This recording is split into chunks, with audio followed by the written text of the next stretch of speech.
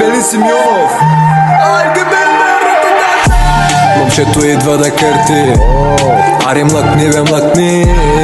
Ще ти съборя къщата. Аз съм копеле, виж. Моята страна можеш да намериш канабис. Моята страна чуваш бурдашис. 10 години практика. Не е ли нормално да съм номер 1, да ги кърте всякъде, бе брат? Не е ли нормално тук да вляза, там да излезна? Не е ли нормално където искам там да влезна? Не е ли нормално да караме вегачките мощни? Не е ли нормално да не помня аз за снощи? Нормално е, с факта спиквам. Аз идвам и нокалтирвам. Момчето идва да кърти. Ари млъкни. Ще ти съборя къщата. Аз съм танка, а ти си трътката. Момчето идва да кърти. Ари млъкни. Отдавна аз чаках да дойде времето да ма нацапам.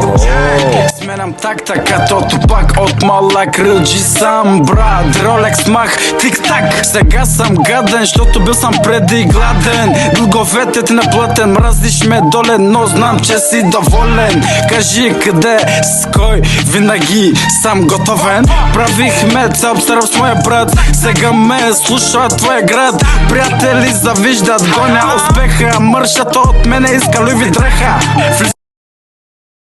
И къртя бита, хеш матки, виж билин, андере лига.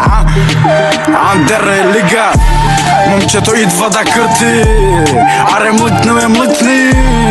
Ще ти съборя къщата. Аз съм танка, а ти си трътката. Момчето идва да кърти. Аре млъкни. Ще ти съборя къщата. Аз съм танка, а ти си трътката.